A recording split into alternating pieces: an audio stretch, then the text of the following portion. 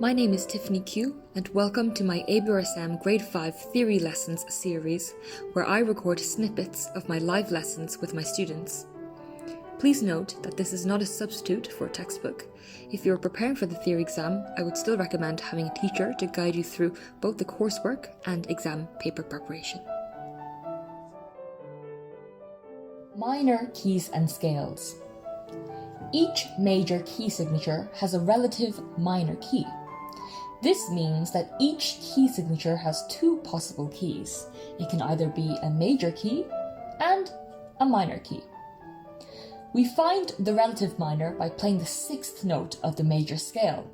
For example, if we are in C major, the sixth note of the major scale is note A. There's the A. Therefore, A minor is the relative minor of C major and vice versa. C major is the relative major of A minor. They share the exact same key signature, which in this case is no sharps and no flats. The notes of minor scales are the same notes as you would play in the relative major scale, but starting and ending on the minor scale note. So A minor is just the C major scale starting and ending on A. So that technically is what we call the natural minor, which is good to know, but you won't really be tested on that in grade 5. I'll mention that again in a second. So apart from that, we need to learn about two very specific minor scales. The first one is the harmonic minor, which is the most popular minor to play in exams, because the notes are the same going up and going down, so it's easier for the student to memorize. Fun fact, whenever I had a choice, I would always go for the melodic minor, just to be a little bit different from the other students when I was younger. So, the harmonic minor scale. For the harmonic minor scale, you must raise the seventh note of the minor scale, both ascending and descending. So we're going to take that A minor, which is the relative minor of C major. So it really should have all white notes. By white notes, I mean the white keys of the piano, or notes that are all naturals. So all of these notes are the notes belonging to, I guess, C major or A natural minor, but we are adding a raised seventh for the harmonic minor scale specifically. What I mean by raise the seventh is you need to add an accidental in front of the note to make it higher. So we cannot physically change the note or move it up and down the stave. The only thing we can do is change the accidental. So there are still only one note. There is still one note per line and stave. So all of the lines and spaces are filled. For the melodic minor scale, you must raise the sixth and seventh notes ascending when you are going up the scale. So this is the A minor going up the scale. So we take the sixth notes and the seventh, and we raise both of them by one semitone. And then on the way down, we lower them again. So we revert them back to what they used to be. And when I was talking about the natural minor scale, that is when the minor scale only contains the notes in the major scale, but starting and ending on the minor note. And in this case, you can see that technically the second half of the melodic minor scale is simply the natural minor scale. Okay?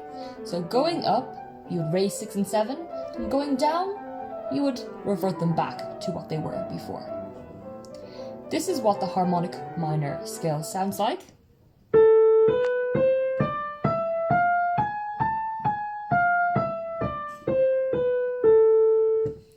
And this is what the melodic minor scale sounds like.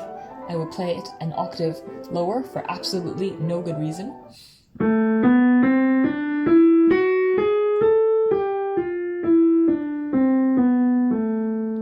So you can hear that it's slightly different going up and going down. Here is a list of all the harmonic minor scales in order of their key signature. So we have A harmonic minor, notice the raised sevenths. E harmonic minor, which is 1 sharp, so the relative major would be G major, and so on. Now, may I bring your attention to G sharp harmonic minor and D sharp harmonic minor. Notice that when we raise the 7th notes here, the 7th note originally was an F sharp, so if we're going to raise that again, it becomes a double sharp. And same with the D sharp minor. The raised 7th becomes a C double sharp. With the flats, sometimes the raised 7th actually becomes a natural note, because the 7th note for C harmonic minor was a B flat. So if we raise that, it becomes a B natural. And here are the melodic minors. So I include the full scale because they're different going up and going down. Again, looking at these scales here, let's take G sharp melodic minor this time. On the way up, we raised our 6th and 7th notes. So the 6th note used to be an E natural, we raise it, becomes an E sharp. And then the 7th note was an F sharp, so we make that into an F double sharp. But on the way down, notice how we revert back this to an F sharp and this to an E natural. And finally, looking at our melodic minor scales here, let's maybe take a look at this E flat melodic minor scale. So the 6th and 7th notes were C flat and D flat, but we are raising them by a semitone to become C natural and D natural. And then on the way down, we revert them back to what they were before, which is basically the natural minor scale. That's quite an important fact to learn, because in the exam, they will give you a series of minor scales without the clefs. So if they give you a scale that's going down, it's always a possibility that it could be melodic minor, which means that apart from the key signature, there are no raised 6s or 7s.